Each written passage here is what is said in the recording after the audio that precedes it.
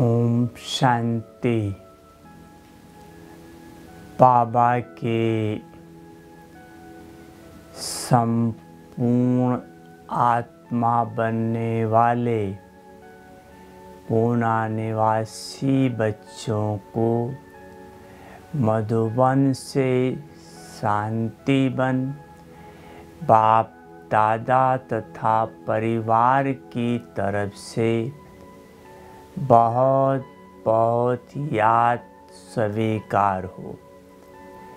आप सबने पुरुषार्थ का जो ऊंचा लक्ष्य रखा है, इसकी बहुत मुबारक हो।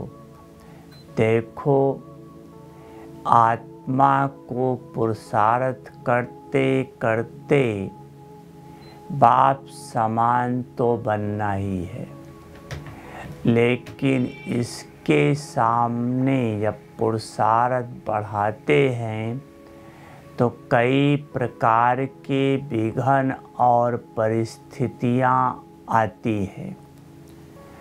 उनको कैसे पार किया जाए, बाबा ने युक्तियां बताई है।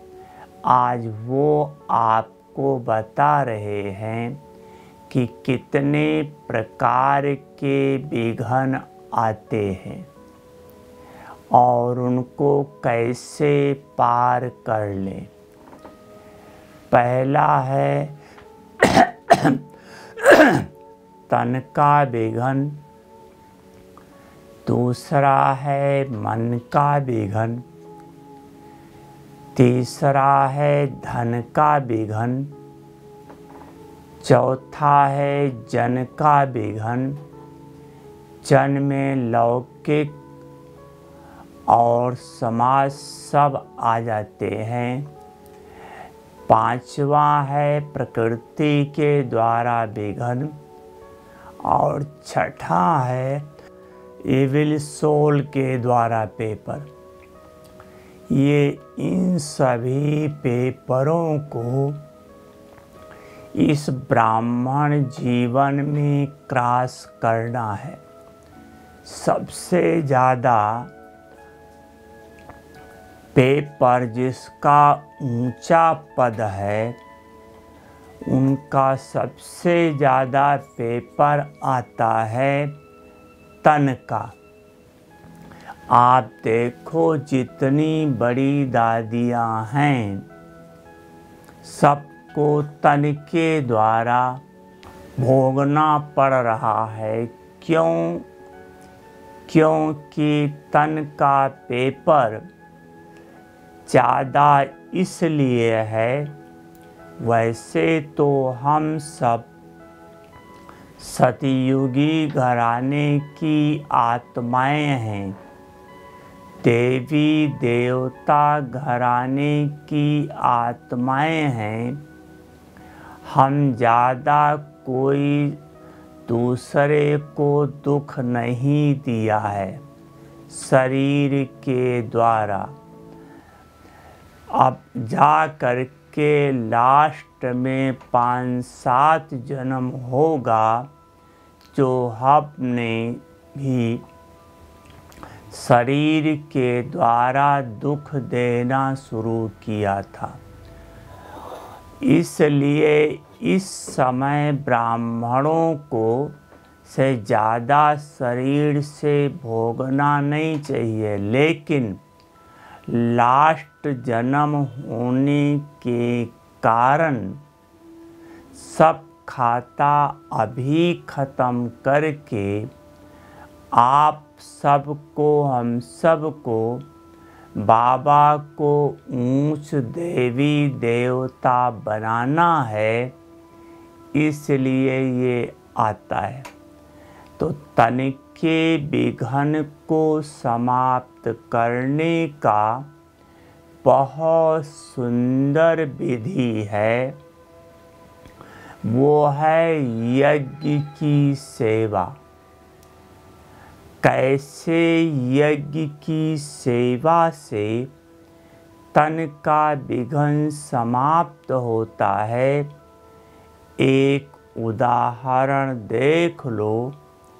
आपकी थोड़ी तबीयत खराब हो, आपको ऐसा लगता है कि हमसे कुछ सेवा नहीं हो पाएगी, बुखार है, कुछ भी है, लेकिन अगर आप सेवा में लग जाओ, कोई भी यज्ञ की सेवा करो, झाड़ू पोंछा बर्तन कुछ भी करो, भाषण देना, क्लास कराना, योग कराना, कुछ भी कर्मणा सेवा यज्ञ से करना शुरू करो।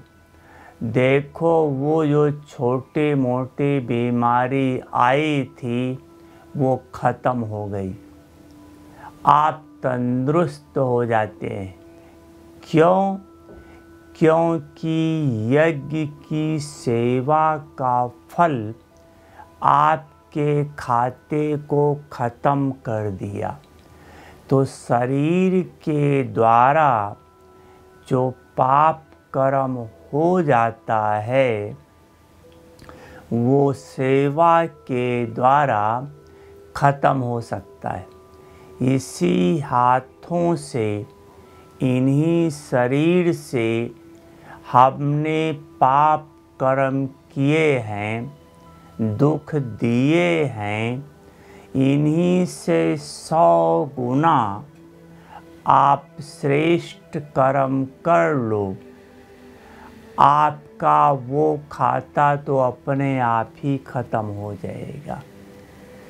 इसलिए शरीर को तंदुरुस्त रखने का साधन है यज्ञ की सेवा। इस सेवा से अब तो वर्तमान समय बाहर की सेवा बंद है, लेकिन जो भी है इस प्रकार से सेवा करो। लौकिक वाले सोचते होंगे जो परिवार में रहते हैं, हम कैसे यज्ञ की सेवा करें, हम तो सेंटर पर भी नहीं जा सकते हैं। तो यज्ञ की सेवा तन मन धन तीनों से है।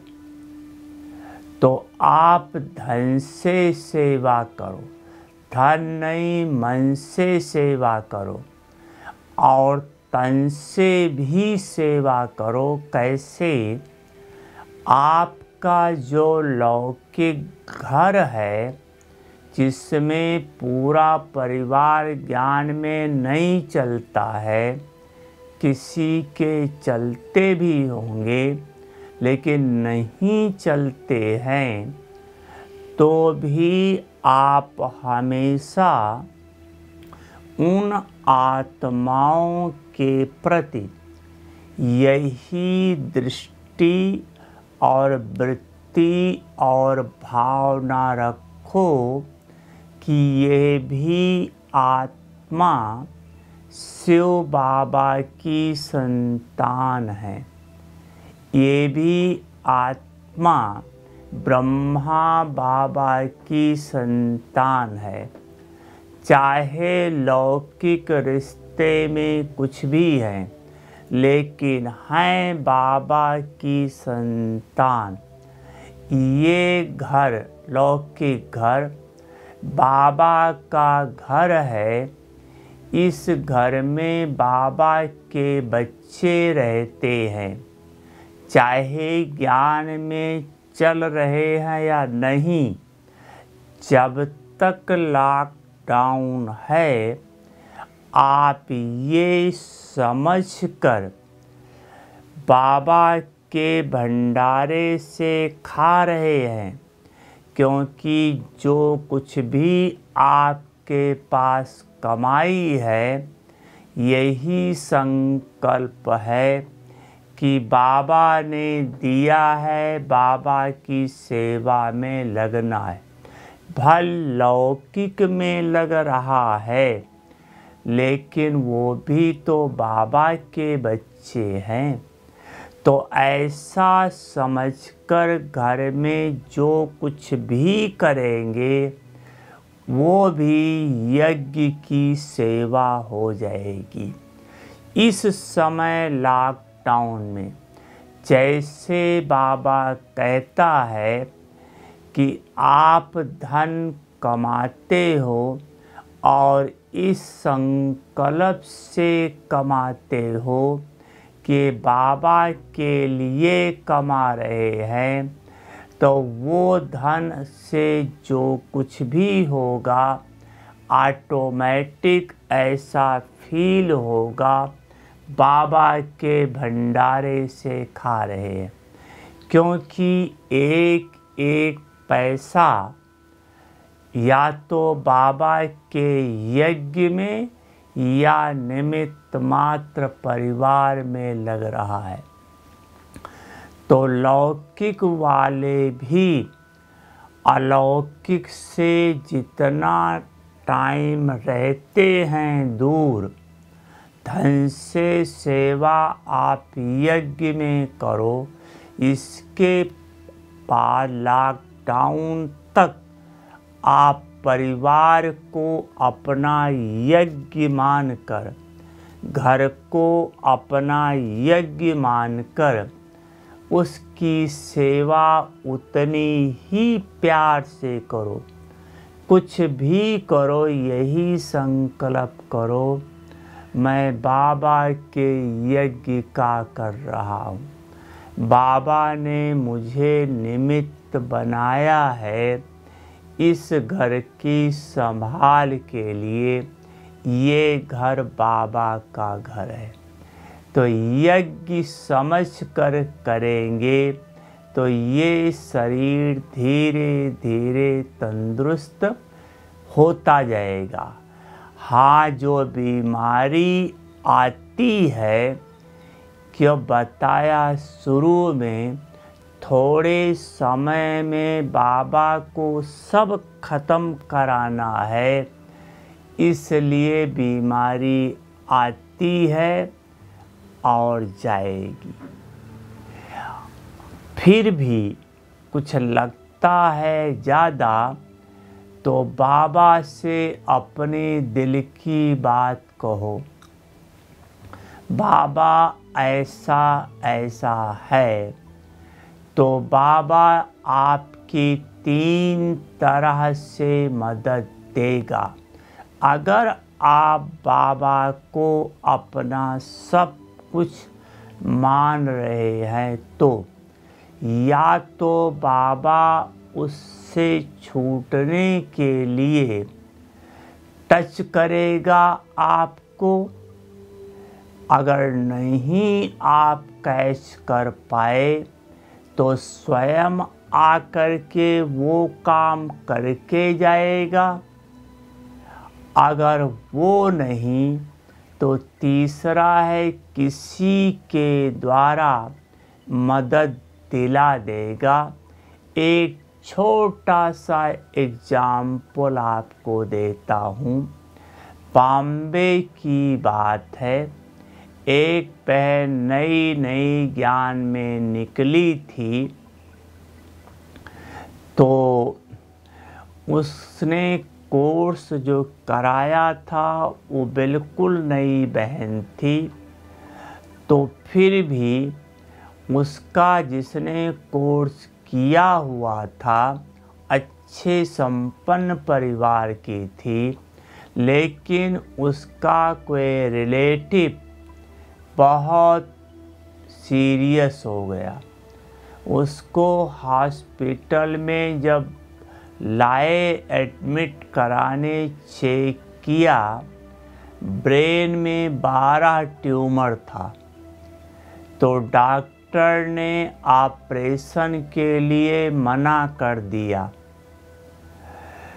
तो इस बहन ने निमित्त टीचर से पूछा क्या करूं?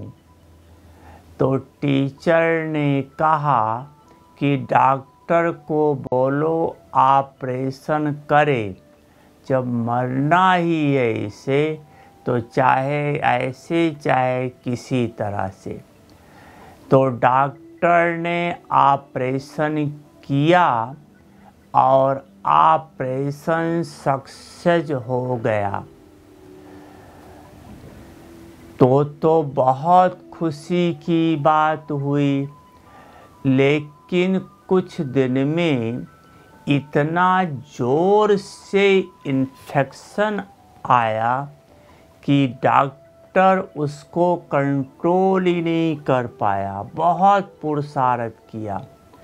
तो डॉक्टर ने कहा इसे वापस ले जाओ, अब कोई चारा नहीं है, मुश्किल से 2-3 दिन का मेहमान है।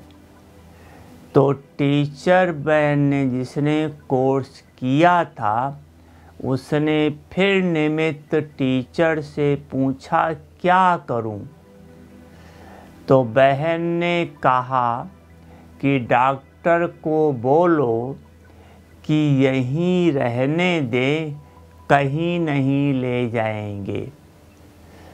डॉक्टर ने कहा जैसी इच्छा। तो बड़े डॉक्टर तो रात को सब अपने घर चले जाते हैं, सिर्फ नर्सेज वहाँ रहती है। तो रात के 12 बजा था, ये बहन योग में बैठी थी और डॉक्टर आता है तो जो पेशेंट के चारपाई के पास में एक छोटा प्लेट लटका रहता है, जिसमें सब दवाइयाँ बीमारी लिखी रहती है, क्या देना है डॉक्टर लिख कर जाता है। उसको देखा और देखने के बाद इस बहन को, जो डॉक्टर आया था, इस बहन को एक छोटी सी दवा चिटकी पर लिख कर दिया और बोला ले आओ। ये गई दवा बहन फार्मेसी से ला कर दिया और डॉक्टर ने कहा इसे अभी खिला दो और खिला दिया। पर्ची वापस ले कर के डॉक्टर चला गया। और जब सुबह डॉक्टर आया जिसने ऑपरेशन किया था, जब वो राउंड पर गया तो जब इसके पास पहुंचा तो सोचा ये तो वतन चला गया होगा, लेकिन देखा तो 75% इन्फेक्शन ख़त्म हो चुका था। अब डॉक्टर तो एकदम हैरान हो गया। उसने पूछा नर्स से कोई दवाई दी? बोला नहीं सर। इस बहन से पूछा, बोला हाँ हमने दवाई दिया है। बोला कौन सी दवाई? बोला हो तो मुझे पता नहीं, डॉक्टर आया था पर्ची लिख के गया, मैं दवाई ला के दे दिया। बोला पर्ची कहाँ है? बोला वो तो डॉक्टर वापस ले कर के गया। तो फार्मेसी से डॉक्टर ने पूछा कौन सी दवा दिया था? बोला मैंने नोट नहीं किया, डॉक्टर का साइन था, दे दिया। अब बताओ, जिसने ऑपरेशन किया वो आया नहीं, फिर कौन आया होगा? आप सोच सकते हो। बाबा ने किसी डॉक्टर में प्रवेश करके ये पार्ट बजा के बाबा चला गया। तो बाबा किसी के द्वारा भी सहयोग दिला सकता है। दूसरी बात है, मन का हिसाब किताब विघन। मन का जो विघन है उसका कनेक्शन हमारे पुराने संस्कार और माया से है। जैसे हम योग में बैठते हैं, हमारे पुराने संस्कार उछलते हैं, अनेक प्रकार के तूफान आने लगते हैं मन में। अब उसको ख़त्म करने के लिए एक तो जो भी आज तक पाप कर्म स्मृति में हो, किसी को भी कुछ भी दुख दिया हो, मनसा शरीर से दुख दिया, शरीर भोगेगा, लेकिन मनसा से किसी के लिए बुरा सोचा हो, संकल्प आया हो, नेगेटिव सोचा हो, तो एक तो वतन में बाप दादा के सामने आप और उस आत्मा को इमर्ज करो। बाबा सामने खड़ा है, बाप दादा को सारी बात बता के वहाँ उन सभी आत्माओं से हाथ जोड़कर माफ़ी मांग लो। हमसे जो कुछ भी गलती, चाहे इस जन्म में या किसी भी जन्म में हुई, बाप दादा मैं इनसे सच्चे दिल से अपनी गलती मानकर माफ़ी मांगती हूँ। और अगर आपको किसी के द्वारा दुख मिला है, जो संकल्प बार बार क्रिएट हो रहा है, तो आप बाबा के सामने सच्चे दिल से कहो, बाबा इस आत्मा को हम सच्चे दिल से क्षमा कर रहे हैं। तो बाबा के आगे माफ़ी भी मांगो और क्षमा कर दो, थोड़ा हल्के हो जाओगे। और अपने इस जीवन के जो भी पाप कर्म किए हैं, स्मृति में हैं, बाबा को लिख करके दे दो, आप हल्के हो जाएंगे। फिर योग में तो मेहनत करनी ही पड़ेगी, वो तो आप जानते ही हैं। फिर भी आपका योग लगे, उसके लिए 3 प्रकार की मेहनत या धारणा या पुरुषार्थ चाहिए।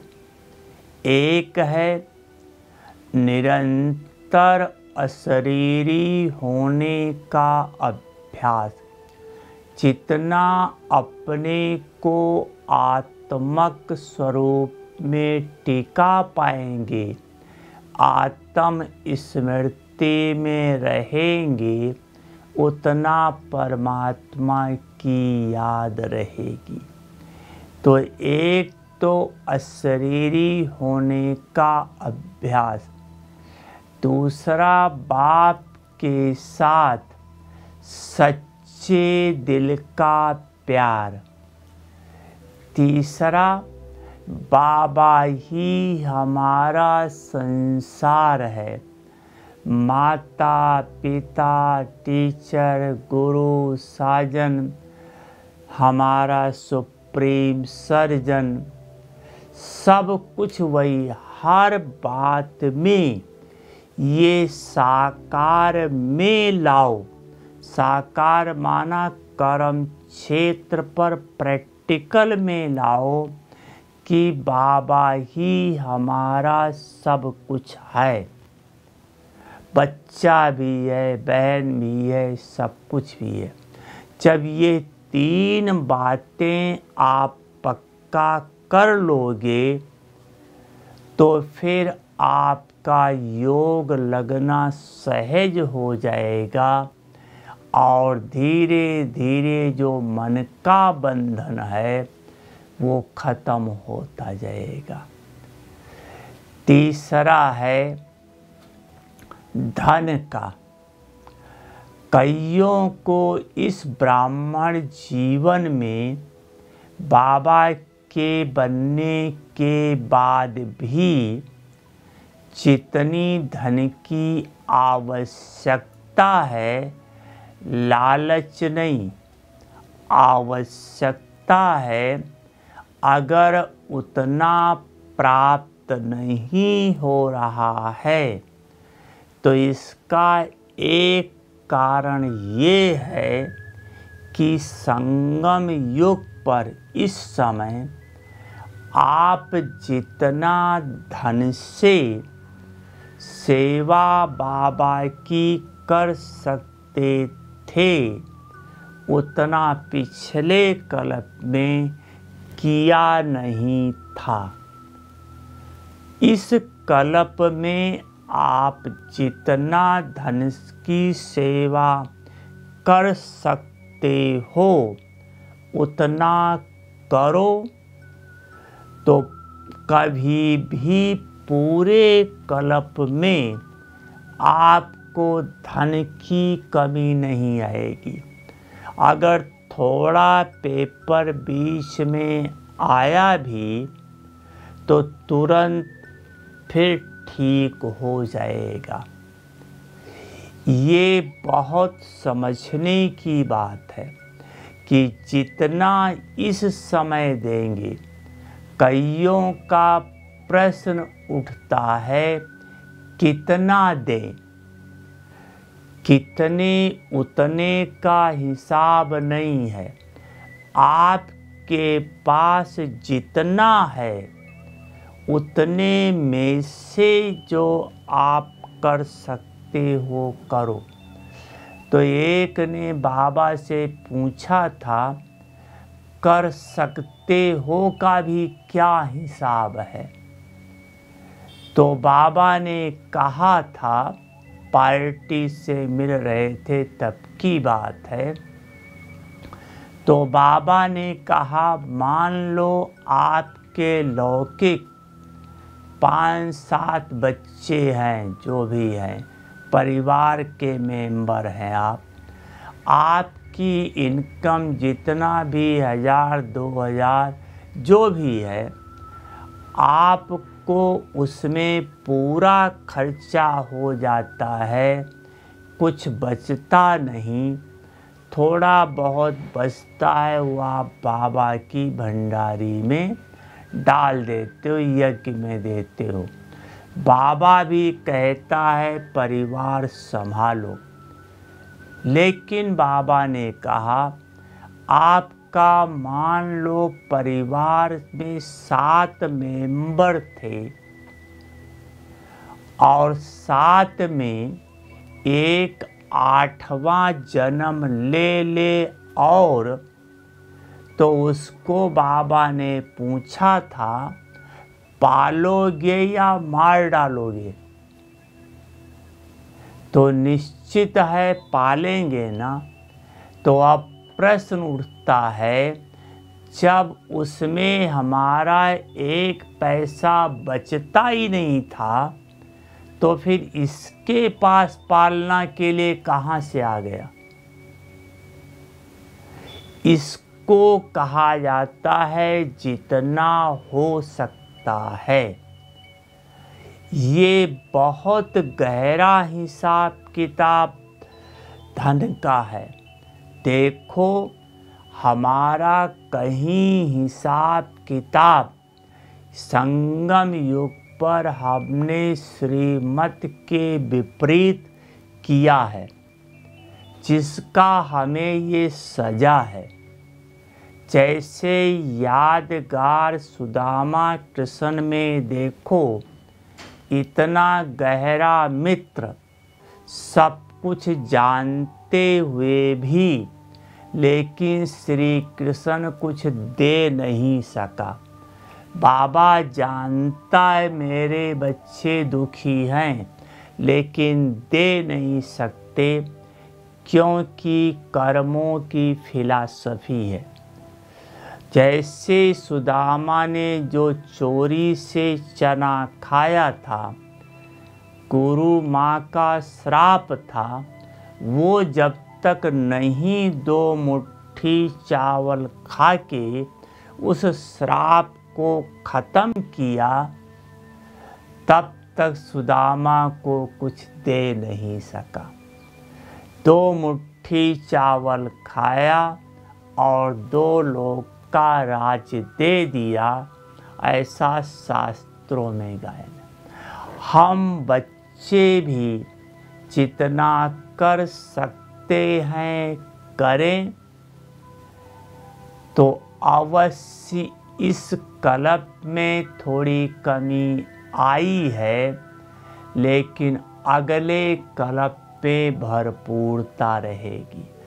एक तो धन बिना श्रीमत के प्रमाण खर्च न करें, क्योंकि बाबा के बने तो आपका तन मन धन सब बाबा का हो गया। बिना श्रीमत के खर्च करते हो तो उसका बड़ा हिसाब किताब बन जाता है, वो फिर आपको चुकतू करना पड़ता है। धन का हिसाब किताब धन के द्वारा ही चुकतू करना पड़ेगा। और तीसरा है जन, चौथा है जन का हिसाब। जन अर्थात परिवार भी और समाज भी। कईयों को परिवार से बड़ा कलह कलेश है, ज्ञान में नहीं चलते हैं, इसलिए कलह कलेश है। और कईयों को ये डर है कि अगर हम इनके हाथ का नहीं खाएंगे तो बूढ़े हो जाएंगे, फिर हमें खिलाएगा कौन, पूछेगा कौन।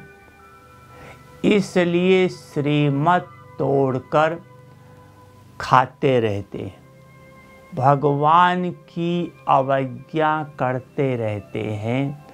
तो परिवार में जितना भगवान की अवज्ञा प्रमाण चलोगे, उतना परिवार में खिटखिट बढ़ेगी, मिटेगी नहीं।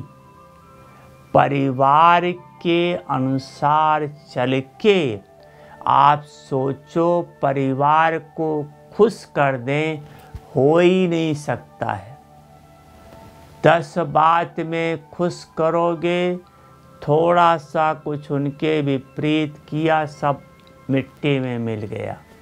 इसलिए आप धन को भी आप परिवार में या कुछ भी आप परिवार में श्रीमत प्रमाण करो। परिवार के हाथ का खाना है या नहीं खाना है, आपके सामने प्रॉब्लम है, आप योग में बाबा से पूछ सकते हो। नहीं क्लियर है लाइन तो निमित्त टीचर बहन से पूछ लो। वो कहती है खाओ तो आप खाओ, आप पर कुछ भी बोझा नहीं चढ़ेगा, बाबा जिम्मेदार है। बाकी जो ये डर है कि हमारा बुढ़ापे में कौन होगा, कौन संभालेगा, अगर बाबा को अपना सच्चा सर्व संबंधी बनाया है तो गारंटी है कि जो लौकिक वाले इस समय नहीं सुन रहे हैं, लास्ट लास्ट में बाबा उनको टच कराएगा या किसी बीके भाई बहन को टच कराएगा और वो आपकी पूरी सेवा करता रहेगा, ये बाप की गारंटी है। इसलिए जन के बंधन से, विघन से मुक्त होने के लिए ये विधि अपनाओ, श्रीमत पर चलाओ और बाबा को सर्व संबंध प्रैक्टिकल में साकार में लाओ, तो जन से कनेक्शन आपका जो दुख का है वो बहुत बहुत कम हो जाएगा। कोई आपके परिवार में कोई आपका कहना नहीं मानता है, किसी भी संबंध से। आप अपने को चेक करो, क्या मुझ आत्मा का जो बाबा से सर्व संबंध है, क्या मैं इस संबंध में बाबा का कहना 100% मान रही हूँ? अगर मैं नहीं मान रही हूँ तो मेरा कहना कौन मानेगा? ये विधि अपनाओ। इसके बाद है प्रकृति के द्वारा पेपर।